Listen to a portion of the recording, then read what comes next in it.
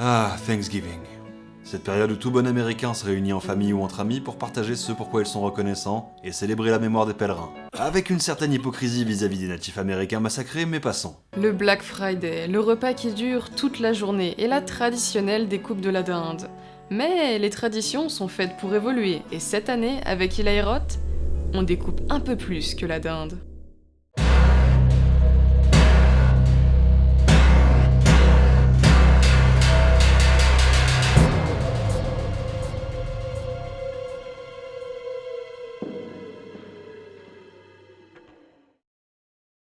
Bienvenue dans notre cabane de l'horreur.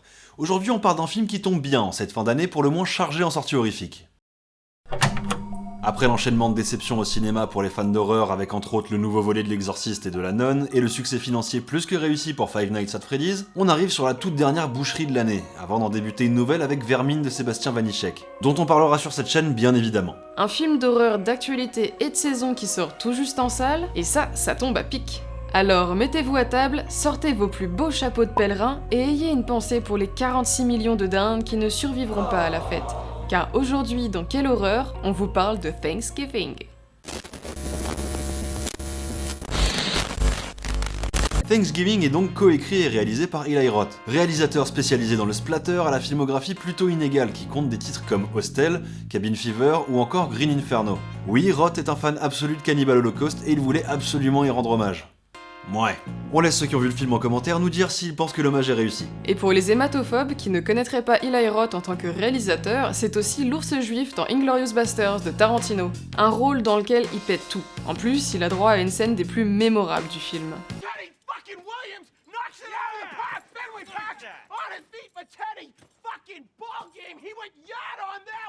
Bref, revenons à nos dindes.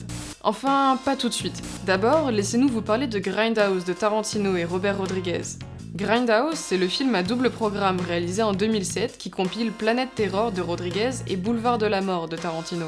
Un hommage aux films d'exploitation des années 70 et des fameux Midnight Movies, souvent projetés en double feature dans des cinémas spécialisés dans ce genre de production, les Grindhouse. D'où le nom du film du coup. Et entre les segments du film, Tarantino a eu l'idée d'intercaler des faux trailers pour des films qui n'existent pas, réalisés par ses potes. On a donc droit à des fausses bandes annonces réalisées par Rodriguez, logique, mais aussi Jason Eisner, réalisateur du segment Y dans The ABCs of Death dont on a parlé dans la dernière vidéo. Allez la voir. Rob Zombie que vous connaissez tous, The Devil's Rejects, Lords of Salem, tout ça.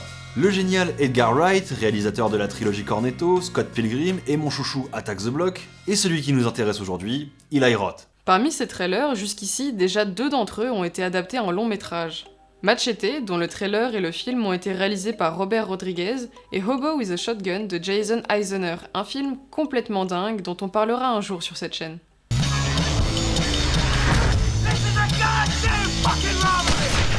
Deux fausses bandes-annonces déjantées conçues pour faire rêver les spectateurs qui ont finalement mené à de vrais films aujourd'hui cultes. Et avec la sortie de Thanksgiving au cinéma, c'est aujourd'hui le 3e faux trailer de la série qui voit le jour en tant que long métrage. La fausse bande-annonce d'Eli Roth est la raison pour laquelle Grindhouse a failli être classé interdit aux moins de 17 ans aux États-Unis. Connaissant le papa du projet, on devine vite pourquoi. Les 3 minutes sont blindées de gore, de nudité, de décapitation, de fellation et d'appareils génitaux féminins poignardés. Du gros slasher qui tâche quoi. Avec la sortie de Machete et Hobo with a Shotgun en 2010, il était logique de penser que les autres fausses bandes annonces se développeraient aussi au cinéma. Ce qu'Eli Roth avait alors confirmé en interview, révélant que l'écriture était en cours, en équipe avec le scénariste Jeff Rendell. Le projet Thanksgiving, c'est donc pas récent, ça fait plus de 13 ans que c'est dans les tuyaux. Et c'est seulement au début de cette année 2023, en janvier, que le réalisateur a annoncé travailler sur le tournage de Thanksgiving, après avoir plus ou moins bouclé celui de Borderlands. Bref, ça y est, le film est sorti au cinéma, on l'a vu, alors qu'est-ce qu'on en a pensé ?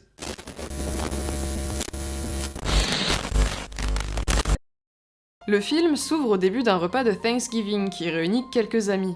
On fait la connaissance de Jess, le personnage principal, et Bobby, son copain, joueur de baseball, voué à une grande carrière de sportif.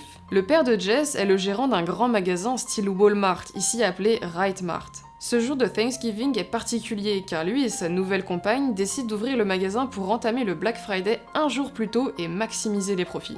Mais si Zombie de Romero nous a appris quelque chose, c'est bien le lien étroit entre les Américains et les grandes surfaces.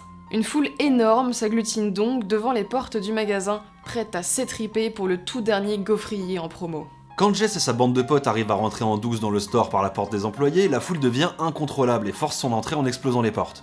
S'ensuit une émeute sanglante qui coûtera la vie à 3 personnes et blessera Bobby, mettant fin à ses espoirs d'athlète. Un an plus tard, la petite ville traumatisée par cette tragédie se retrouve frappée par des meurtres qui semblent liés à l'incident du Black Friday. La bande de potes de Jess semble particulièrement visée par le tueur qui les identifie sur ses mises en scène macabres postées sur Instagram et les pourchasse un par un. Pour survivre, ils devront découvrir qui peut bien leur en vouloir, caché derrière un masque de John Carver et un chapeau de pèlerin. À partir de maintenant, on va spoiler, donc allez voir le film si vous voulez garder la surprise. Même si dans le cas de Thanksgiving, c'est pas très important. On est devant un scénario tout ce qu'il y a de plus classique pour un slasher. La structure de l'intrigue, avec un événement tragique qui se déroule dans une petite ville un jour férié en ouverture, rappelle la grande époque des slashers canadiens des années 80. On pense surtout à Meurtre à la Saint-Valentin, sorti en 1981, et son remake, sorti en 2009. Certes, l'histoire est plutôt conventionnelle, mais on ne va pas voir un slasher pour le scénario. En plus, Thanksgiving a pour but d'avoir une intrigue cohérente et plutôt bien articulée, même si on constate un manque de subtilité finalement assez caractéristique du genre. Quelques fusils de Tchekhov évidents, des éléments d'indice particulièrement mis en avant, un triangle amoureux, bref. Classic shit pour un slasher. On n'est pas non plus épargné au niveau de la caractérisation des personnages, avec la typique bande d'ados, énervant pour la plupart d'entre eux, et plus généralement avec les multiples personnages stéréotypés. Sans surprise, le film utilise la mécanique du whodunit en mettant en scène une chier de personnages qui ont tous un mobile. Et franchement, ça marche bien. Tour à tour, le film met en avant un suspect principal avant qu'une scène ne vienne redistribuer les cartes. On sait donc jamais qui croire, à qui faire confiance ou de qui se méfier, ce qui rend le visionnage toujours surprenant. Mais ce procédé est à double tranchant. Déjà, il est loin d'être novateur, mais aussi on sent que certains personnages du film ne servent qu'à être un potentiel coupable, sans rien apporter à l'intrigue, comme le nouveau copain de Jess qui n'a absolument rien à faire là. Et puis, quand un film construit un mystère autour de l'identité du tueur, ça attise des attentes du spectateur, et donc la révélation est cruciale et se doit d'être surprenante. Et pour Thanksgiving, c'est un peu un pétard mouillé. La révélation est pas très convaincante, se voit venir bien trop tôt, et le mobile du psychopathe est, disons, tiré par les cheveux. Ceux qui ont vu le film comprendront la blague. Mais les meurtres et le gore sont infiniment plus importants pour un slasher. On vient pour du sang, on veut du sang, et on est gâté à ce niveau-là. Le film est généreux et plus graphique que la moyenne. On n'est pas encore au niveau de Terrifier, mais on s'ennuie pas. Décapitation, fracassage de crâne, cuisson thermostat 7, avec une hache, un couteau, une scie circulaire, une porte de chambre froide... Bref, ça tâche et on aime. Le body count est assez respectable. On compte au total une 12aine de personnages massacrés. D'ailleurs, le gore n'est pas seulement inventif pour les scènes de meurtre, mais aussi dans la scène de mouvement de foule en introduction qui nous met tout de suite dans le bain. Le film est parsemé de quelques idées bien cruelles, comme une scène de tympan crevé assez méchante. Si vous cherchez un slasher bien violent pour assouvir votre soif de sang, vous serez devant le bon film. Et il y a une emphase sur les os brisés, visuellement mise en avant et accompagnée d'un sound design bien crade. L'utilisation des effets pratiques est toujours saluée, même s'il y a quelques CGI un peu moches ajoutés par-ci par-là, et ça se voit. Et quand même, le film aurait pu aller un peu plus loin, notamment dans son dernier quart pendant la scène du repas avec la dinde humaine. Ça manque de réalisme et ça rend le tout plus grotesque et cartoonesque que viscéral. On aurait aimé être confronté à quelque chose de plus sale et texturé, avec un vrai aspect de grand brûlé et pas juste une peau de dinde avec une perruque. Mais là on pinaille, en vrai le film est pas frustrant. La mise en scène est efficace et travaillée. Le film bénéficie d'une très belle photographie et on a droit à de jolis cadres, notamment pendant les scènes de tension qui sont particulièrement maîtrisées. On remarque aussi des éléments de décor subtils qui viennent rajouter une couche d'ironie par rapport à la scène qui se déroule.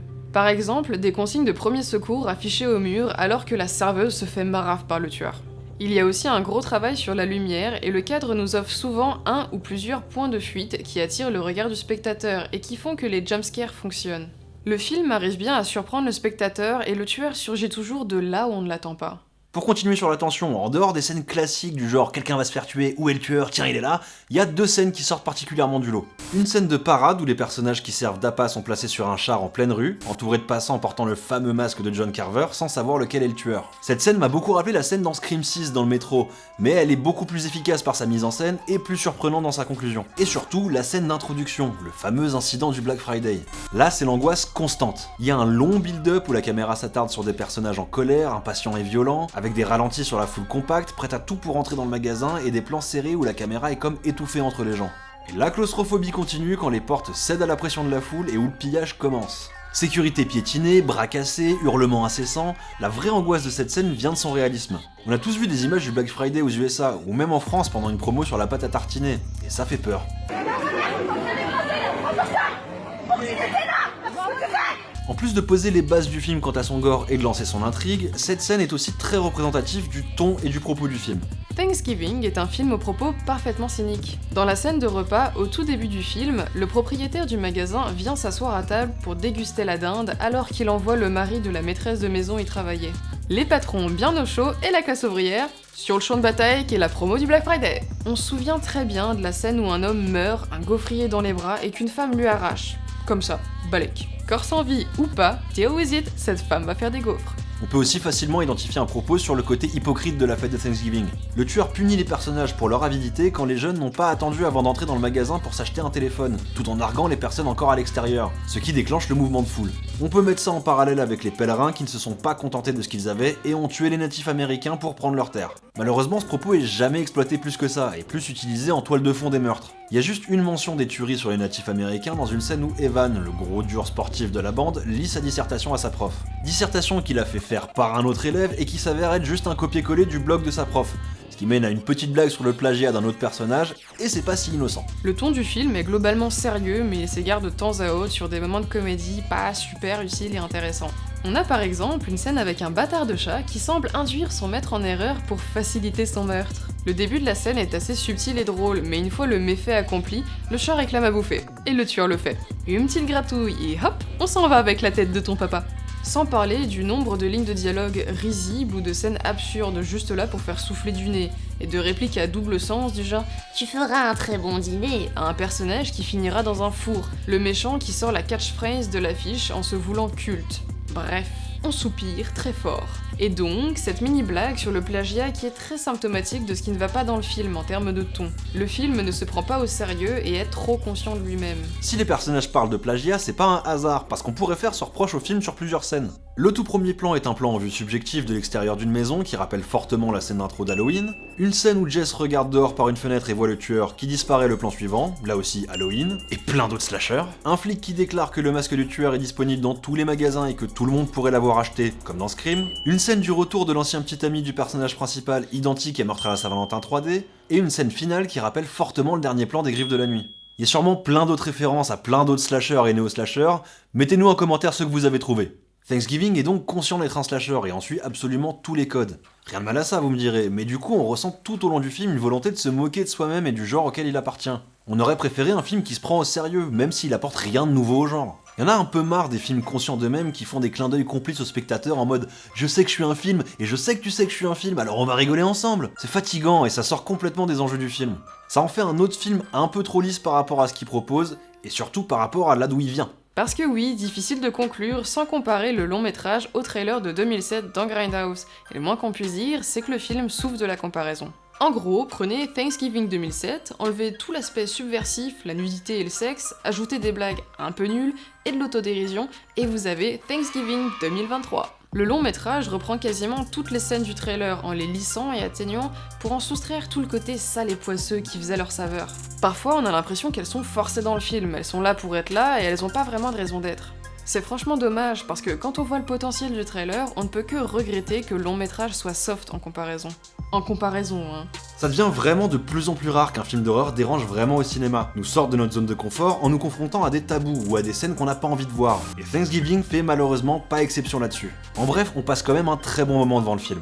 C'est plus cruel et gore que la moyenne, et c'est un bon slasher popcorn, divertissant et franchement cool. Certaines séquences marchent très bien et il y a un vrai potentiel iconique. Ça pourrait facilement devenir un de ces slashers de saison qu'on se mate tous les ans parce que le mood y est. Et en ces temps de disette gore, ça fait du bien. En plus, le film est actuel et utilise bien les éléments modernes comme les réseaux sociaux et les smartphones. Une très bonne surprise de fin d'année qu'on vous recommande chaudement.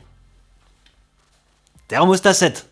Mais ce n'est qu'un avis, notre avis. Merci d'avoir regardé cette vidéo, abonnez-vous et likez si ça vous a plu. Dites-nous en commentaire ce que vous avez pensé du film, on est curieux d'avoir vos avis. En attendant, on se retrouve bientôt dans notre cabane pour un nouvel épisode de Quelle horreur. I don't know what real anymore.